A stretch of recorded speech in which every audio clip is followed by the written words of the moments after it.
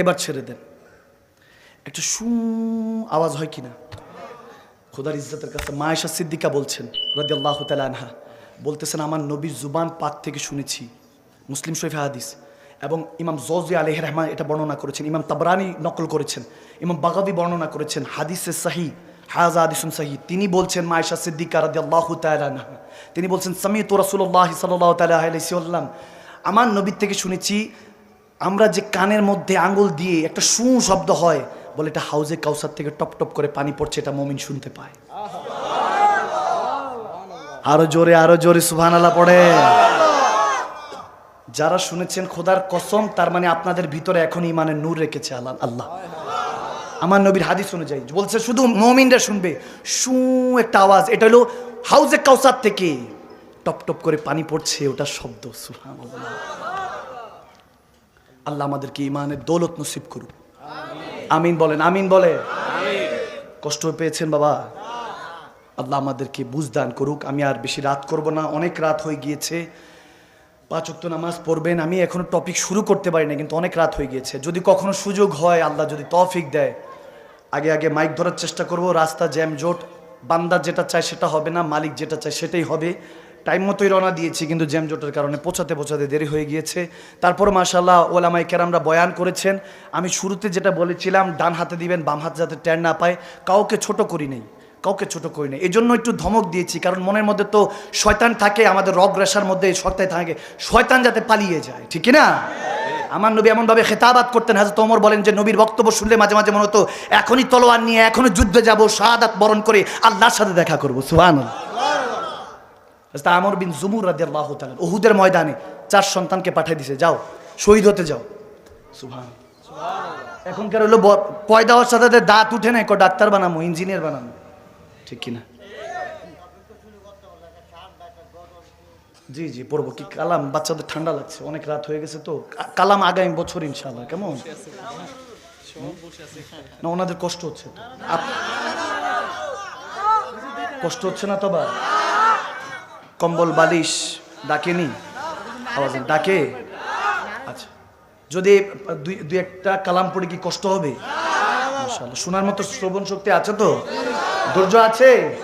ওই চট্টগ্রামে গিয়েছি, প্রায় সময় বলি, আগ্রাবাদ একটা প্রোগ্রাম করছিলাম, এক মুরব্বী উঠে বলতেছে হুজুর বোগ লাগি। কি লাগি?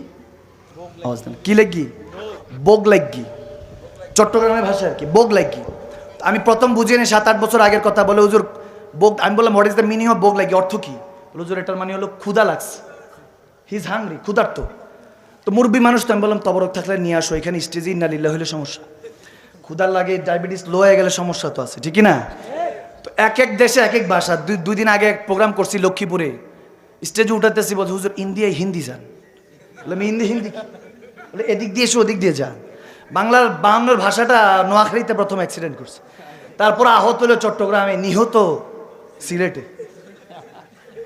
আপনারা তো মাশাআল্লাহ ভালো। ওখানে একজন বলছে হুজুর একটা প্রশ্ন। বললাম বলেন। বলে হুজুর কবরে যে যায় সবাই যে সালাম দেয়, আসসালামু আলাইকা আহলাল কবুর, সালাম যে দেই, সালাম দেওয়া সুন্নাত, উত্তর নেওয়া ওয়াজিব তরক করলে কি কবিরা গুনাহ? হুজুর সালাম দিচ্ছি, কবরবাসী তো সালাম দেয় না, উত্তর তো পাই না, শুনি তো না, এখন সালাম যে দিচ্ছি উত্তর তরক, এটা কি? আমি বললাম আপনি বলেন আগে কবরবাসী এটা জিন্দা না মুর্দা? বলে হুজুর মারা খাইছুইন।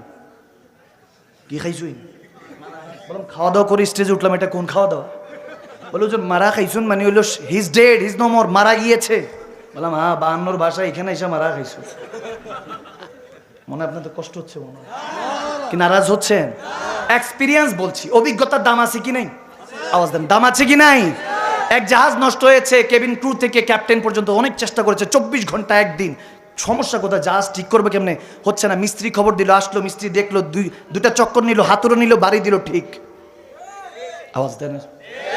ঠিক করার পর এখন বলতেছে ক্যাপ্টেন মিস্ত্রিকে, জাহাজ যিনি মেরামত করেছে, এখন কত দিতে হবে আপনাকে টাকা? হাদিয়া কত? 1 লাখ। কয় লাখ? আসলেন, হাতুড়ে নিলেন, 2টা চক্কর দিলেন, বাড়ি দিলেন, ঠিক। 2 মিনিটের কাজের জন্য 1 লাখ কেন? 1 লাখ কেন? তিনি আস্তে করে বলেন, হযরত আমার 2 মিনিট দেখবেন না তো আপনি আমার 30 বছরের অভিজ্ঞতা দেখবেন। আওয়াজ দেয় না, ঠিক কিনা? আমার অভিজ্ঞতার টাকা দিবেন। আপনার কি মনে হয় আপনি 2 মিনিটের টাকা? আপনার তো 24 জনে মিলে 24 ঘন্টা ট্রাই করছেন, পারছেন? বলে না, হ্যাঁ, 1 লাখ টাকা তখন দিতে বাধ্য। বুঝা গেল অভিজ্ঞতার দাম আছে কি নাই? দাম আছে কি নাই? এই জন্য অভিজ্ঞতা বাড়ানোর জন্য আমার রাব্বে কারীম বলেছেন সিরু ফিল আরদ, জমিন ভ্রমণ করো। জ্ঞানটা বাড়ি দিবেন কে? এক জায়গায় বসে থাকলে মনে হবে এটাই দুনিয়া, ঠিক কিনা? যদি বলে আমেরিকায় এত বড় একটা বিল্ডিং আছে, একটা এখান থেকে ওখান থেকে গেলে প্লেন দিয়ে যাইতে প্রায় 2-3 ঘন্টা লাগে, এত এক বিল্ডিং থেকে আরেক বিল্ডিং যেতে 3 ঘন্টা লাগে। ও ঠিক কিনা? বলবো যে দেখি তো নাই, হুজুর শুনছি আর কি। মেরাজ রজনী, মেরাজ মাহিনা চলতেছে, এই সম্পর্কে যদি 2টা কথা না বলি আমার নবী নারাজ হয়ে যাবেন, আল্লাহ নারাজ হবেন, ঠিক কিনা? যে মেরাজ রজনীর ওসিলাতে আমরা সালাত পেয়েছি, নামাজ পেয়েছি, সুবহানাল্লাহ। সাহাবারা যখন 50 ওয়াক্ত শুরুতে 5 ওয়াক্ত পেয়েছে, মিছিল বের হয়েছে। কথা বুঝেন নাই? 5 ওয়াক্ত নিয়ে আসছে যে আল্লাহ রাজি হয়ে যাবে, 5 ওয়াক্ত পড়লে ইন্নাস সালাতা তানহা আনিল ফাহশাই ওয়াল মুনকার পেয়ে গিয়েছে। আইএমএ জাহিলি যুগকে নুরানি যুগ বানানোর জন্য হাতিয়ার পেয়ে গিয়েছে, খুশিতে মিছিল বের করেছে। আর তারা নামাজ পেয়ে খুশি, আমরা নবীকে পেয়েও মিছিল বের করি, ঠিক কিনা? কারণ নবী না গেলে তো মেরাজ রজনীতে আওয়াদানাতে আমরা নামাজই পেতাম না। মিছিল বের করেছে, কাফেরা বলে কি ব্যাপার, কি হয়েছে এত খুশি কে, এত মিছিল, এত মিটিং, কি হয়েছে, মনে কি খাজানা পেয়ে গিয়েছেন? সাহাবারা মুস্কি হাসিতে বলে না না, খাজানা পাই নেই, তবে আসসালাতু মিফতাহুল জান্নাহ, খাজানার চাবি পেয়ে গিয়েছি। জান্নাতের চাবি নামাজ, ঠিক কি না? সেই মেরাজ রজনীতে আসসালাতু মেরাজুল মুমিনিন, হাদিসে এসেছে নামাজ বান্দার জন্য মেরাজ হয়ে যায়। শুধু নবী দেখে নাই, নবী ও মুমিনের জন্য নিয়ে এসেছে যাতে বান্দাও দেখতে পারে। সুবহানাল্লাহ, আল্লাহু আকবার, সুবহানাল্লাযী আকরা, সুবহানাল্লাযী আসরা বিআবদিহি। আল্লাহ নিজে বলতেছে নবীকে নিয়ে সুবহানাল্লাহ। আরো জোরে পড়েন না সুবহানাল্লাহ। নবী শুয়ে আছে উম্মে হানির ঘরে, সুবহানাল্লাহ। নবীর জন্য জিবরিল আমিন এসেছেন, সুবহানাল্লাহ। আমার নবীকে কদম মোবারক জিবরিল আমিন ওই কাফুর ঠোঁট দিয়ে চুমু খেয়েছেন, তেনার আরেকটা জ্ঞান খুলে গিয়েছে, সুবহানাল্লাহ। বলে পুরোটা নূর, এটা ঠান্ডা কেন আল্লাহ, এটা গরম, পুরো শরীর আমি জিবরিলের গরম, এটা ঠান্ডা নূর কেন? কাফুর দিয়ে, বলে যে কাফুর দিয়ে নূরকে চুমু খেতে হবে, এজন্য ঠান্ডা নূর। নবীর নূরটা গরম, ঠান্ডা নূর দিয়ে চুমু খেলে আস্তে একটা মনে হবে কি জানি লেগেছে, নবীর চোখ খুলবে। আল্লাহ। এখন বলে এগুলো বিশ্বাস করতে চায় না। আমরা তো এমন টেকনোলজিতে চলে আসছি, সিনেমা, টিভি সিনেমা, এখনকার মুভিজ, এগুলো এমন জায়গায় চলে গিয়েছে, মানে অবাস্তব জিনিসও এখন দেখি আমরা। মানুষ উঠছে, এরকম করছে, প্লেন দিয়ে যাচ্ছে, প্লেন থেকে লাফ দিচ্ছে, সোশ্যাল মিডিয়াতে এগুলো দেখি কি দেখি না? হাতের থেকে কি লাইটের মতো বের হয়ে যায়, কি করে, হাতিয়ার থেকে মানে কত রকম কিছু বের হচ্ছে। বান্দা এগুলো দেখছে, এগুলো সব ভিএফএক্স, মানে এগুলো হলো সব এডিট। কিন্তু বান্দা দেখছে, বিলিভ করছে যে ওই অ্যাক্টরটা, ওই যারা সিনেমা করছে তাদেরকে ওই ক্ষমতা হয়তো বা তাদের আছে, তাদেরকে কাউকে গড বানিয়ে দিচ্ছে, নাউজুবিল্লাহ। মানে আল্লাহর সাথে এগুলো দেখছে বান্দা, এন্টারটেনমেন্ট পাচ্ছে, বিনোদন পাচ্ছে। আমাদের অন্তর থেকে ঈমান উঠে যাচ্ছে, ঠিক কিনা? ঈসা রুহুল্লাহ যখন আসমান থেকে বের হবে, নামবেন যখন, মাহাদি আলাইহিস সালাম আসলে বলবো যে এগুলো তো দেখছি টিভি সিনেমায়। আওয়াজ দেন, আমার কথা বুঝেন না মনে হয়? এখন টেকনোলজি ওই জায়গায় পৌঁছে গিয়েছে, যুবক এগুলো থেকে ফিরে আসুন।